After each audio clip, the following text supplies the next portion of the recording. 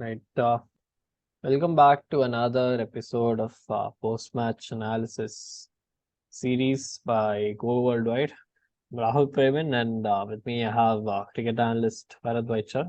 So today we'll be discussing about today we'll be doing the pre-match analysis of the match, the semi-final match between South Africa and Australia. So South Africa has been a team which has been winning by huge margins, but ended up losing to India and also Netherlands. But they finished with a very healthy return rate. I mean, they have been absolutely unstoppable while batting first. I mean, they did that 7 times, ended up winning 7 times. And on the other side, Australia, they had the worst start to their campaign, worst ever start to their campaign at a World Cup, losing 2 matches on the road, but came back by winning 7 matches on the run to make it to the semi-finals with 14 points. So today we'll be discussing about the chances, the possibilities, and the favorites for the day after's game.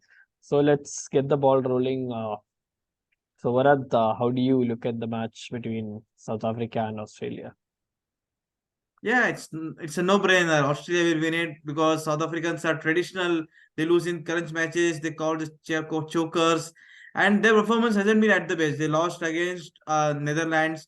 They almost made a mess out of against Pakistan. See, they are performing exceedingly well, but whenever crunch matches or pressure situations are there, no, they get panic. There's a panic button. Like who does that? I don't know, but according to me, Australia will win it easily and easily.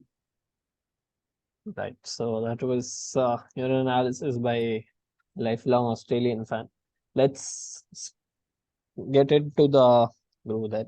So, what do you think are the strengths of South Africa? I mean, on the way by, I mean, looking at how they've been playing, I think batting first would be their first option if they win the toss. And apart from that, who do you think will be the key players for South Africa? Actually, if you have a look at the both the squads, Rahul, Australia and South Africa, there's nothing to separate. They have got lot of matches. South Africa have got David Miller, Australia have got Mitchell Marsh, Marcus Stoinis. I mean, there's nothing to separate. But the problem with South Africa is that they don't have a leader who has some sort of experience. Like this is a very summit clash. Demba Bavuma, there are doubts regarding his concern, and even if he doesn't play, Aaron Marker will lead the side. There are a lot of concerns. I mean, leading a side, only one guy should lead, according to me. And if you ask me which are the key players from Australia, I would say Travis Head. Travis Head is termed to be the Adam Hillcrest. I mean, look at his wide range of shots. He along with David Warner have bamboozled. They have thrashed the opposition teams. And South Africa don't have the luxury of Henrik Notke. No, I'm telling that Henrik Notke because Henrik Notke is such a player who has express pace and he could have dismantled the Aussie attack batting lineup. And who according to you is the strengths and the key player of the match?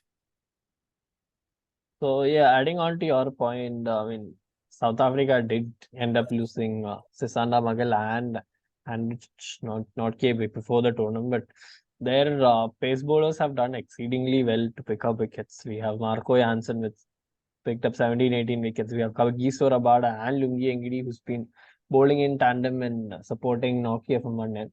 We even have Gerald Kotse if the option arises. And they have two exceptional spinners in Keshav Maharaj and Tabre Samsi. So, despite the weak link in their bowling, they've done exceedingly well to restrict their opponents. And their batting has been exceptional. I mean, exceptional because mostly they played in batting pitches. But even other than that, I mean, Quinton de Kock has been exceedingly well played. He scored four Yeah, centuries. I mean, one of the top scorers of the entire tournament. Markham and Miller has been giving support, and we have Klassen at the back end to finish things off. So actually, on Quinton de paper, Kock is in the form of his life. Quinton de Kock. I'm surprised that he's taking retirement from ODI format. He has smashed centuries per centuries. He has been calm and composed. South Africa's game plan is quite similar to Australia. I'm repeating it again. They bat deep, they take the game deep, and then they make the most of the last 20 overs. But the problem with South Africa is that they don't have a batter who will say like I will take responsibility. If Mitchell Stark, Patrick Cummins, and Josh Hazelwood, if they create a havoc, if they take 3 to 4 wickets in the first 10 overs, there is game over. Who will take responsibility? David Miller? No. Who will take Class A? No. That's the main problem. Tema Bavuma, the skipper, has to score runs, and the new ball is doing a lot of talking. The average turn of the swing of the ball is 1.2, 1.3, and even 3.5. The ball is swinging like anything. Even on the flat decks, the bowlers are making the ball do the talking. So Australia's attack, no doubt, is one of the best. And if you look at South Africa, see Marco Jansen is quite young to this grand stage. He will be taken to the cleaners. Like David Warner, Travis said, no doubt South Africa won the ODI series against Australia before the World Cup by 3-2, but they will have a clear idea how to tackle Marco Jansen. Right. So that was pretty much the strengths of both the teams going into the match, into the semi-final match to be played in Eden Garden, which, as we saw in the previous matches, gave help to bowlers more than batters. But we've also seen that if you get your eye in and bat through, let's say, 5 to 10 overs, you'll end up getting used to the pitch, which is slightly on the slower side. So let's see. I mean, this will be a test of your batting skills because both the teams have extremely good batting Rahul, we lineups. forget that how Glenn Maxwell on a one leg he won the game against Afghanistan. People will argue that it was Afghanistan, a mini nation, a associate nation, but he single-handedly scored 200 runs. Australia have got a bunch of all-rounders. They have got a top order and all-rounders who can bat also. I don't see any reason why Australia can't lose this match. They will have to play very, very bad to lose the game from this side. Right. So let's get into the weaknesses of both the teams. So start off with South Africa. They've looked pretty bad when they've been asked to chase. Actually, South Africa. Let me give you an example. That Pakistan match was there, Netherlands match was there. If Australia win the toss and bat first, and if they score around 300 or 270, 290, the game is over. South Africa have lost it because there will be pressure. All the 11 players will come on. South African batters. They will do their sledging tactics. They will do all the things, and South Africa, as usual, will lose the match of 50 odd runs. Toss will play a very huge role in this competition. If the toss doesn't go to your way, then you have to bowl really, really, really well because the pitches surprisingly have been very flat. Don't you see? Don't you think? The pitches haven't been under the scrutiny of ICC. We aren't seeing a competitive wicket. We are seeing only high scoring wickets. What's your take on that? I don't think they've been particularly flat tracks in the tournament. They have been tracks which has been suitable for batting, but I don't think they've been flat tracks which does not offer any help to the bowlers. I mean, we've seen pitches in, like, let's say, Lucknow or Chennai or even Eden Garden for that matter, where it is a bowling friendly wicket, but if a batter gets their eye in and bats Paradise. It's throughout batting their paradise. 10-15 overs, I mean, that's one of the reason why they've gotten into good total, and not because the pitches have been flat tracks. I mean, according to me, they've prepared more or less competitive wickets throughout the tournament.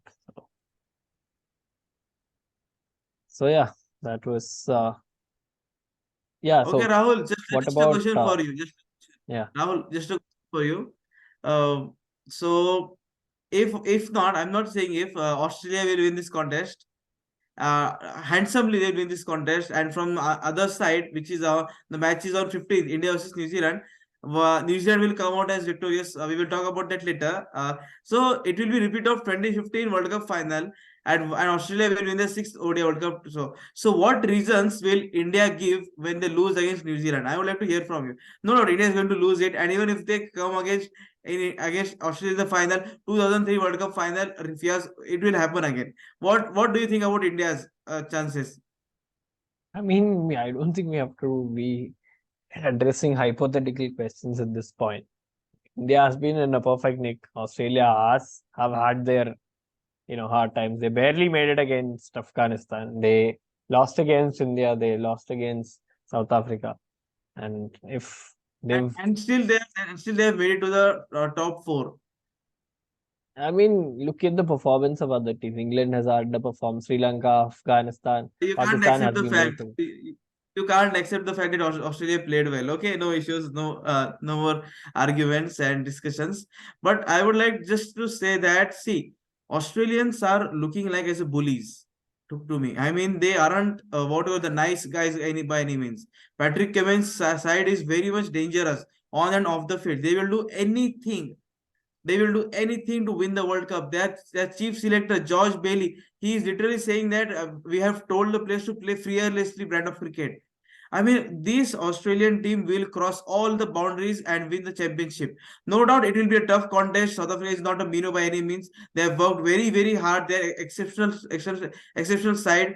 But I strongly believe that Aussies are bullies, and bullies are very tough to beat. Right. So that was our analysis for the semi-final game between South Africa and Australia. We've made our points clear as to who we favor to go all the way and play the final against one of the teams. So yeah, that New was Zealand, New Zealand, Australia, New Zealand final guys. Yeah. right. So that was our analysis. Thank you so Yeah. much for joining. Please do let us know your feedback about what we can Let me, improve on. Rahul, let me finish.